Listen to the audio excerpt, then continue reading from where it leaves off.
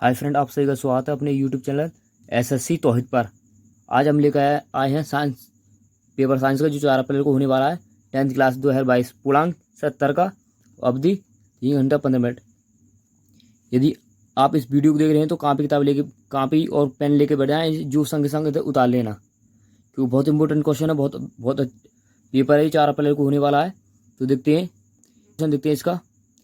एक खगोलीय दर्पण की फोकस दूरी एफ और वक्र त्रिज्या आर में अभिष्ट संबंध ज्ञात कीजिए। तो इसका ऑप्शन पता है, बी ऑप्शन है इसका, जो हमने टिक मार रखा है। ये दूसरा इसका आंसर है। तो नेक्स्ट क्वेश्चन देखते हैं इसका। पहले का खा क्वेश्चन।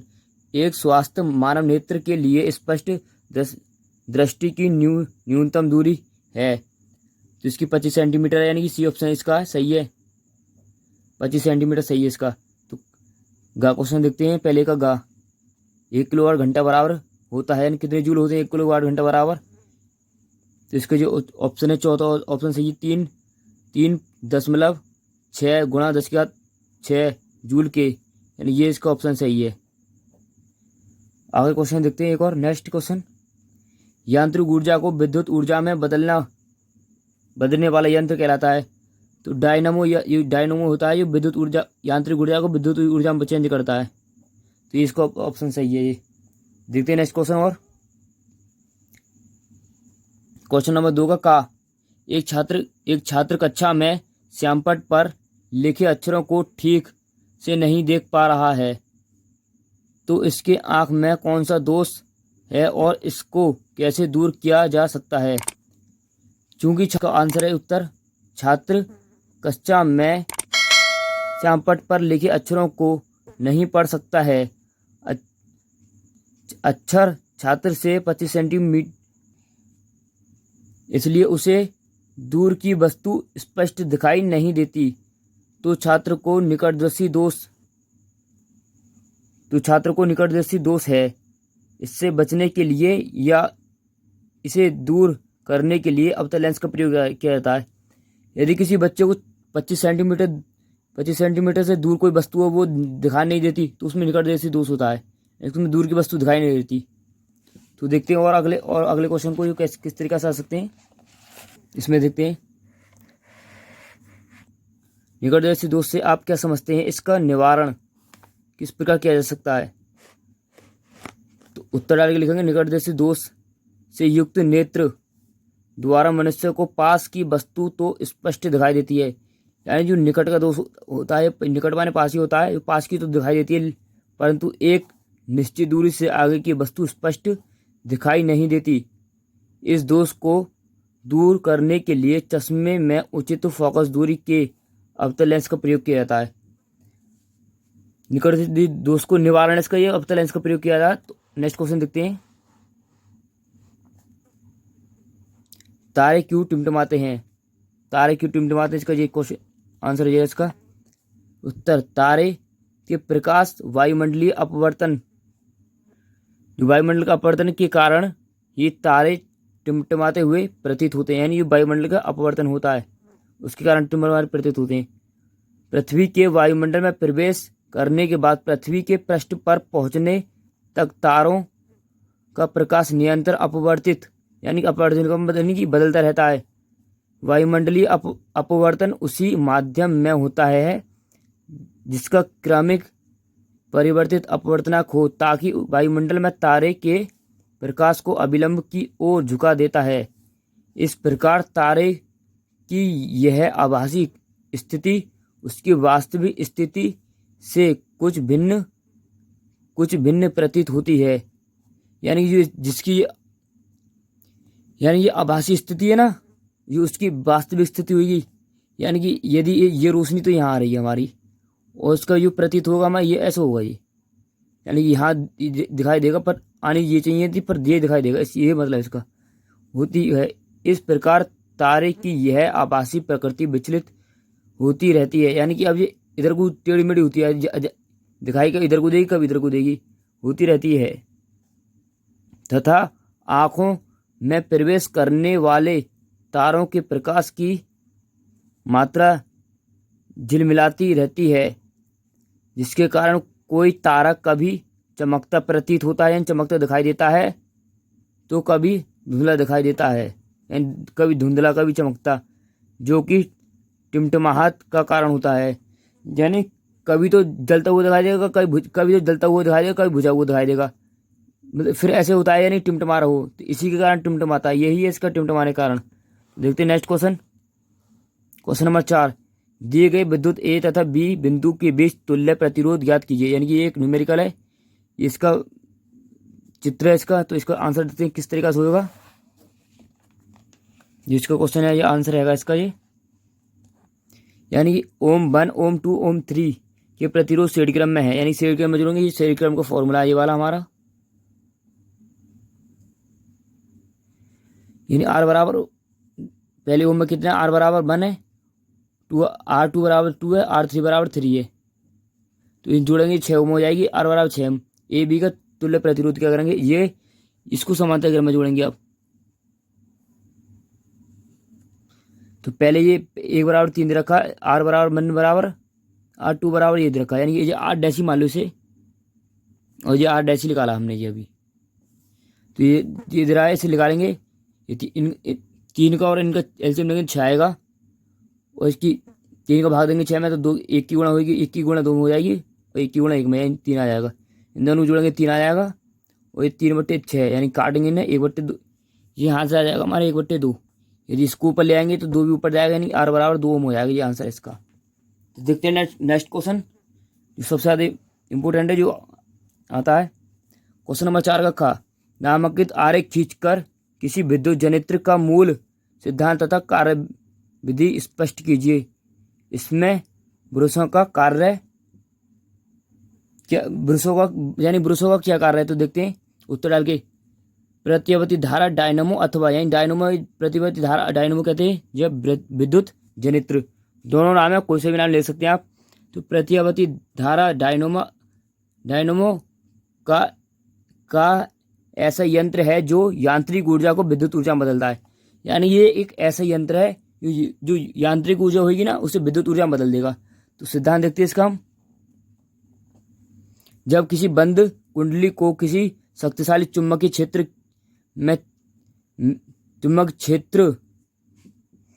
में तेजी से घुमाया जाता है, तो उसमें से होकर गुजरने वाली चुंबकीय बल रेखाएं की संख्या में लगातार परिवर्तन होता रहता है, जिसके कारण कुंडली में विद्युत वाहक बल तथा एक विद्युत धारा प्रेरित हो जाती है। कुंडली को घुमाने में किया गया कार्य ही कुंडली में विद्युत ऊर्जा के रूप में परिवर्तित हो जाता है। तो इसका ये चित्र है, इसे देखते हैं हम। यानी कि ये एक चुंबक क्षेत्र है, ये क्षेत्र है, इसमें बीच में कुंडली रखी गई है, इसे तेजी से घुमाया जाता है, यानी कि एन क्षेत्र है, ये एस क्षेत्र है, ये दोनों ये हमारे दोनों क्षेत्र हैं, ये चुंबकीय क्षेत्र है हमारे दोनों, ये चुंबकीय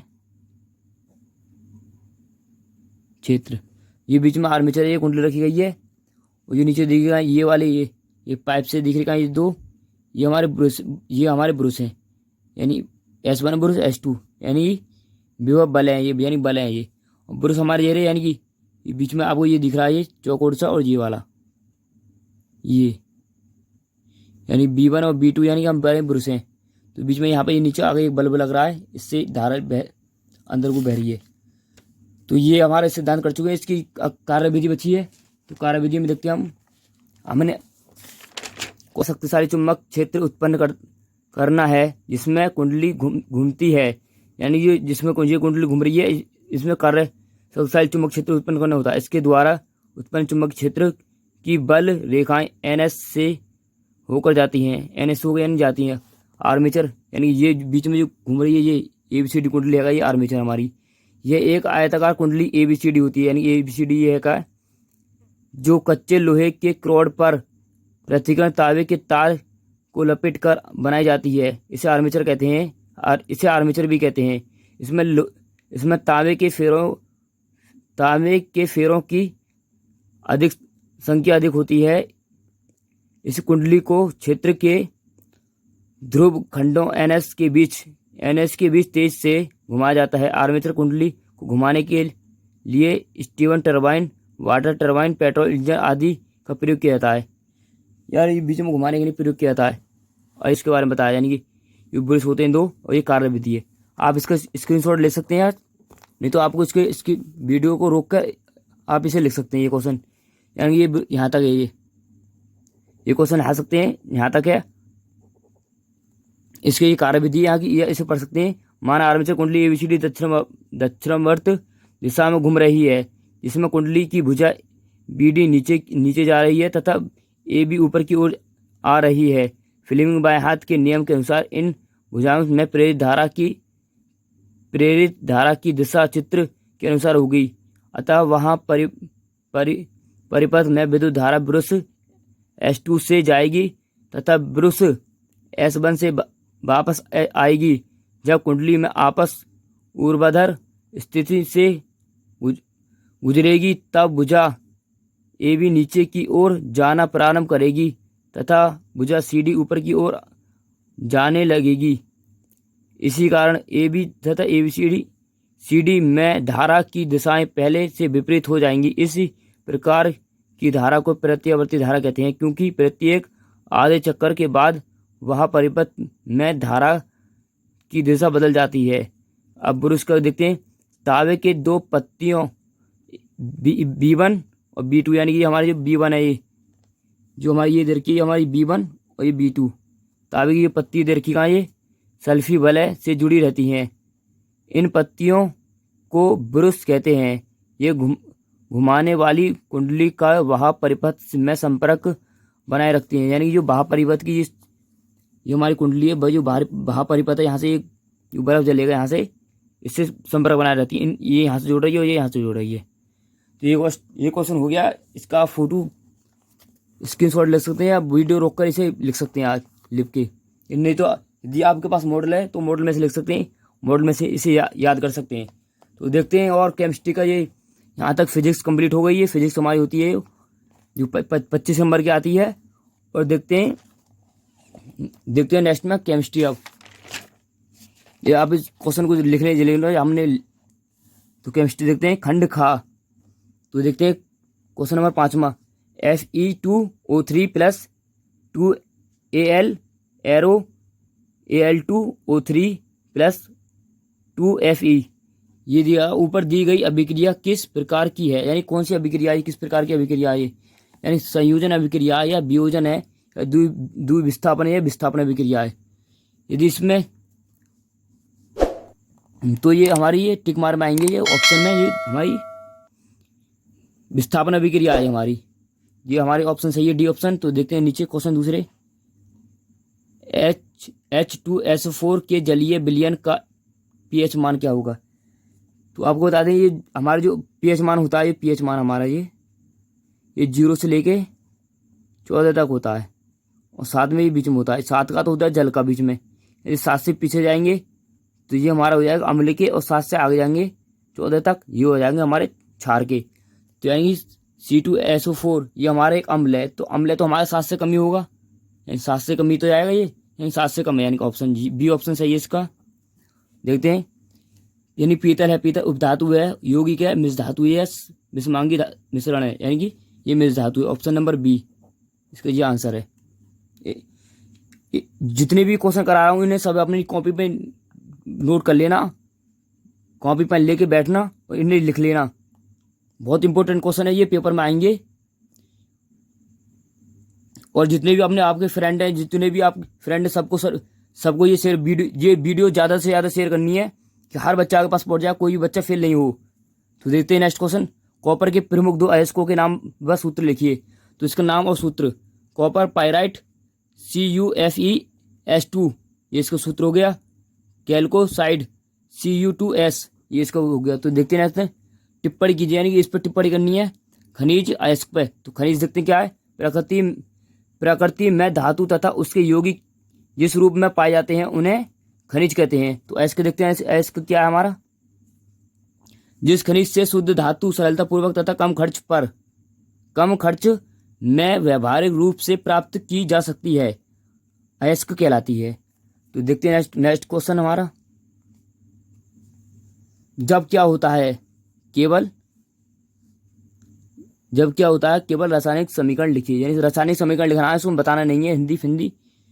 तो जिंक धातु का कॉपर सल्फेट विलयन में डाला जाता है। इसको जब डालेंगे तो क्या होगा, यानी जिंक हो गई हमारी, जिंक है ये, और ये होगा हमारी कॉपर सल्फेट, ये CuSO4 हमारा कॉपर सल्फेट का फॉर्मूला है हमारा। तो यहां से बनेगा हमारा जिंक सल्फेट,